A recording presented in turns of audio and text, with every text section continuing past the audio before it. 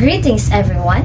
I am Charlene Vigilia Caminade, a third-year BS Ed student major in mathematics at Norsoshatin campus. Our talking point for today's session is about the Unit 2, Foundations of Curriculum, specifically under the Psychological Foundations. So after this session, you will be able to remember and understand the psychological principles in the teaching and learning process, articulate the applications of the psychological principles by formulating a plan for teaching and instructions, and last, internalize the groups of learning theories and their application under the influence of psychology. So what are we waiting for? Let's all learn together. Now here's the question. What is psychology in the field of education? So education also refers to a change in an individual's conduct. Psychology is a science of thought and behavior. This is according to Silverman 2014. The psychology is a science that strives to describe and explain an own decision to modify the behavior of man and other animals. Therefore, education and psychology go together like two sides of the same coin. A teacher cannot truly educate a student if they do not comprehend the psychology of that student. The most crucial educational basis is psychology. It is crucial to the teaching and learning process because psychological basis of education refers to the psychology as it is applied explicitly in education. We may state that there are connections between psychology and education. Yes, psychology is the study of how, when, and why to influence certain behaviors, whereas education is the process of influencing behavior. So the teaching and learning processes are supported by psychology, which integrates the components of learning and a few concerns that may be approached by psychological foundations of education. So there are three major groups of learning theories. The first one is the Behavioristic Psychology.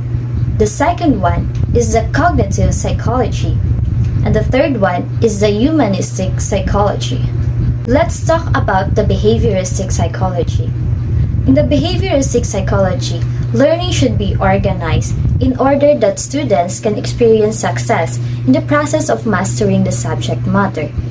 Several educational psychologists consider the method's step-by-step approach to be basic and mechanical. Behaviorist psychology includes the different theories of learning, including the connectionism of Edward Lee Thorndike, the classical conditioning by Ivan Pavlov, the operant conditioning by Boris Frederick, or also known as B.F. Skinner, the modeling and observation theory by Albert Bandura, and the hierarchical learning by Robert Gage. In the connectionism of Thorndike's theory of learning is an extension of the original stimuli-response framework, which states that learning is a result of association forming between the stimuli and responses. Now, when we talk about the classical conditioning by Pavlov, according to his viewpoint, learning is the acquisition of involuntary anticipatory adjustment or the building of a habit, so that behavior might become automatic.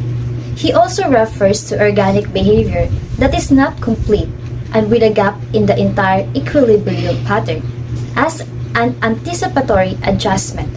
For instance, the stomach's function is to satisfy our hunger, and other biological behavior have gaps in them and are therefore unfinished. Skinner is considered as the father of operant conditioning.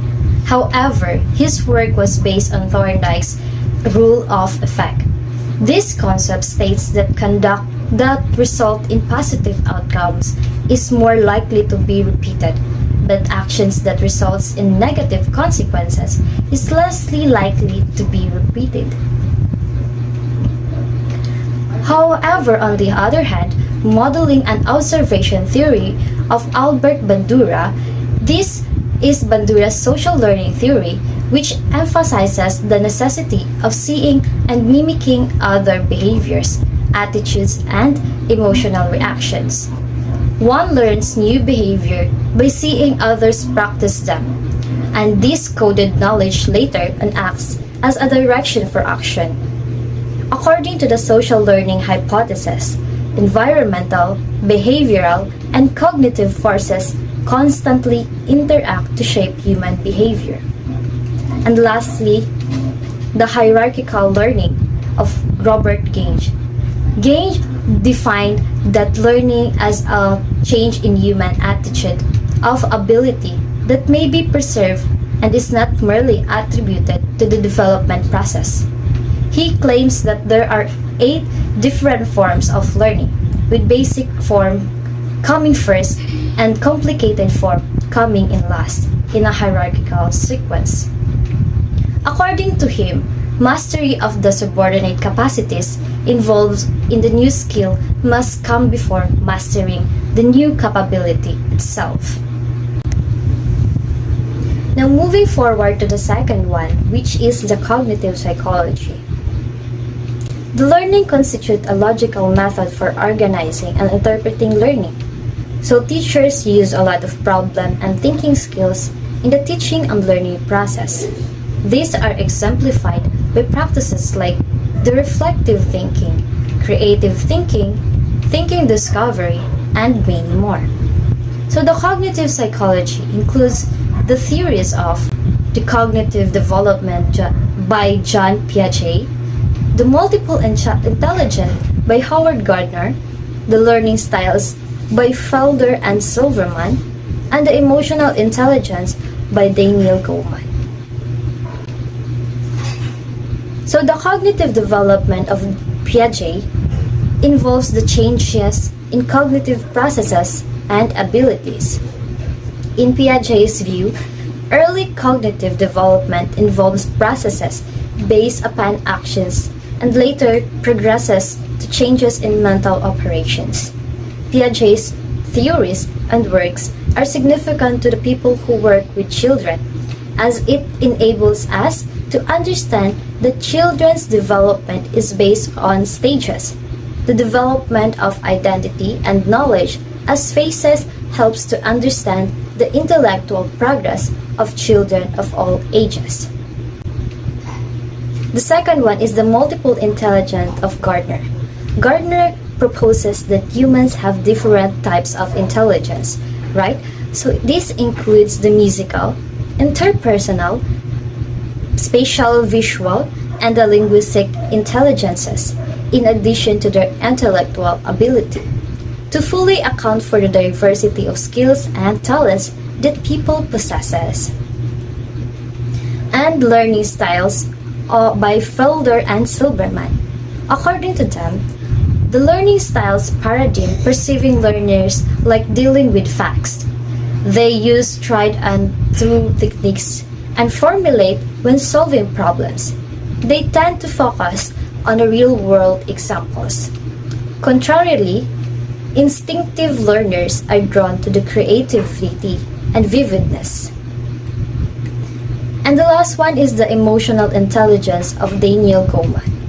Daniel Goleman's emotional intelligence theory outlines 5 components of EQ: the self-awareness, self-regulation, motivation, and empathy, and social skills.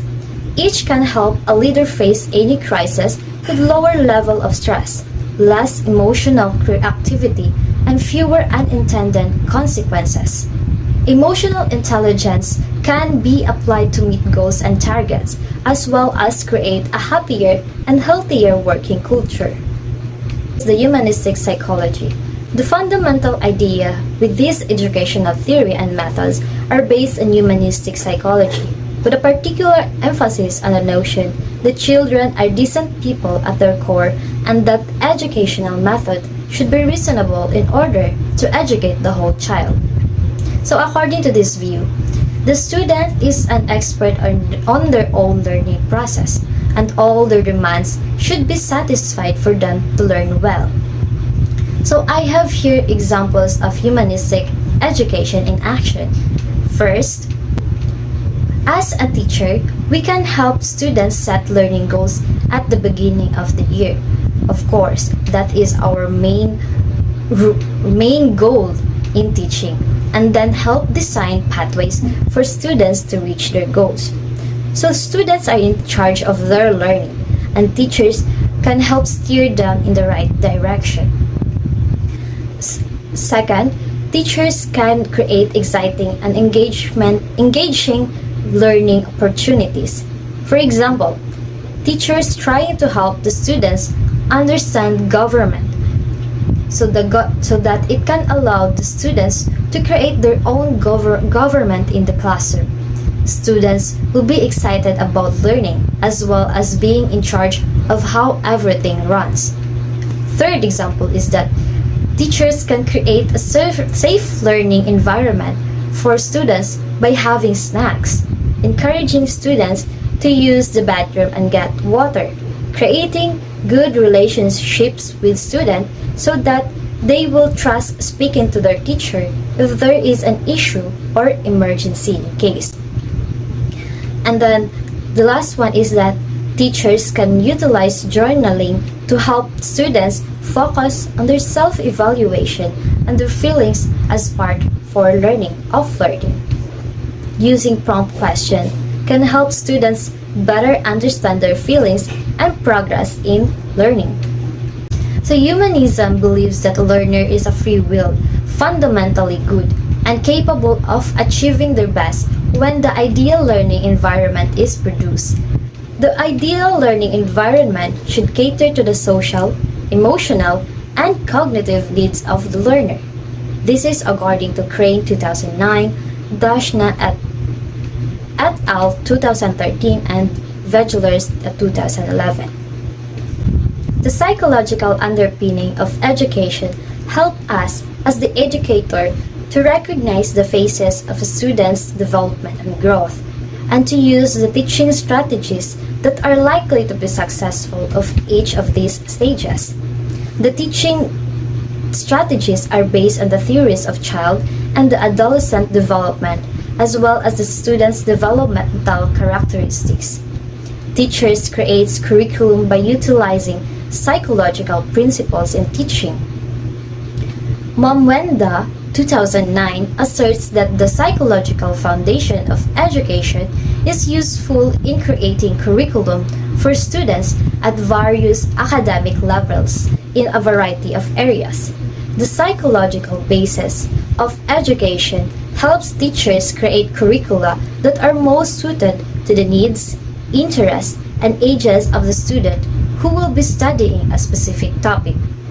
The psychological foundation of education also assists the instructor in creating the schedule, a time chart that has been meticulously planned out, organizing in the classroom instruction of several disciplines. And that would be all for today's session. I hope you have gained and grasped something important informations, and be safe. Goodbye and thank you again.